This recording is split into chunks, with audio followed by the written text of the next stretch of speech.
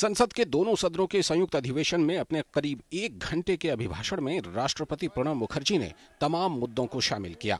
अर्थव्यवस्था के समक्ष मौजूद चुनौतियों का जिक्र करते हुए राष्ट्रपति ने कहा कि पिछला वर्ष यूरोप और अनेक उभरती हुई अर्थव्यवस्थाओं की तरह भारत के लिए भी कठिन रहा है, लेकिन सरकार ने इस स्थिति से उबरने के लिए निवेश गतिविधियों को पुनर्जीवित करने तथा निवेश वातावरण को सुधारने के लिए पिछले कुछ महीनों में अनेक उपाय किए हैं।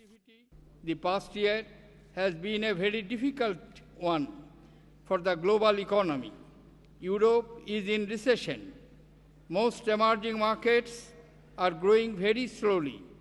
It has been a difficult year for India also. Both global and domestic factors have affected our growth. We need to address the impact of both. My government has responded to the situation by taking several measures to revive investment activity and investor sentiment.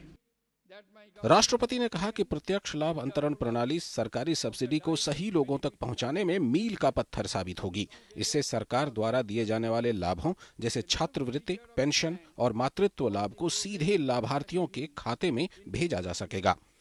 12वीं पंचवर्षीय योजना में समावेशी विकास पर जोर देते हुए राष्ट्रपति ने कहा कि मुख्य जोर बुनियादी सुविधाओं के विकास पर है, लेकिन इसके लिए अत्यधिक निवेश की जरूरत होगी।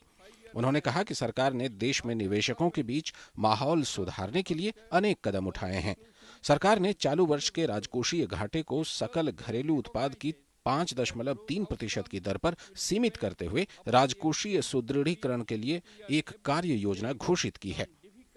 सरकार माल एवं सेवा कर के संबंध में आम सहमति कायम करने के लिए राज्य सरकारों के साथ मिलकर भी कार्य कर रही है। My government has announced a roadmap for fiscal consolidation by containing the current year's fiscal deficit at 5.3% of the GDP. The government is also working with state governments to reach a consensus on the goods and service tax.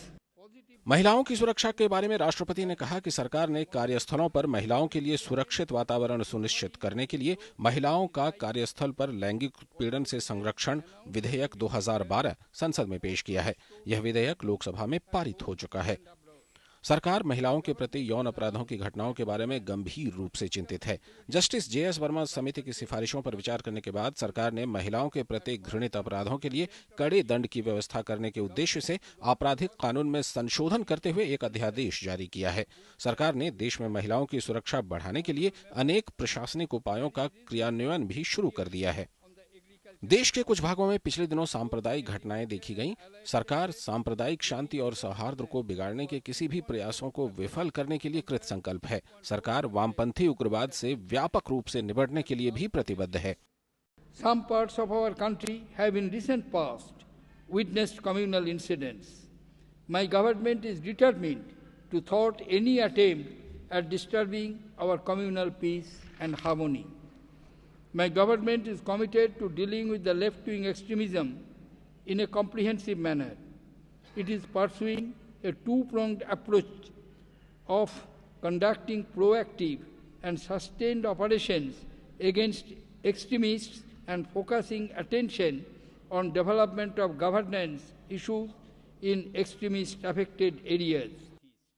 राष्ट्रपति ने कहा कि सरकार शासन में अधिक पारदर्शिता, ईमानदारी, सत्यनिष्ठा एवं जवाबदेही हेतु सुधारों के लिए प्रतिबद्ध है। इस दिशा में सरकार विसिल ब्लोअर प्रोटेक्शन विधेयक, विदेशी लोक पदधारी और अंतर्राष्ट्रीय लोक संगठन पदधारी रिश्वत निवारण विधेयक, नागरिक शिकायत निवारण अधिकार विधेयक और लोकपाल एवं लोकायुक्त विधेयक अधिनियमित करने को प्राथमिकता देती है और ये विधेयक पहले ही संसद में प्रस्तुत किए जा चुके हैं। संसद के बजट सत्र का पहला दिन ठीक बीता। राष्ट्रपति के अभिभाषण के साथ बजट सत्र के पहले दिन की शुरुआत हुई और 1 घंटे के अपने अभिभाषण में राष्ट्रपति ने 114 बिंदुओं पर सरकार की उपलब्धियों का बखान किया। अब देखना होगा कि सरकार के पिटारे में रेल बजट और आम बजट में क्या कुछ निकलकर सामने आता है। सुधाकर दास, राजेश राज और शैलेंद्र मिश्र व अपने कैमरा सहयोगी IPS अहलूवालिया के साथ मनोज टिपलेवाला, आकाश, DD न्यूज, दिल्ली।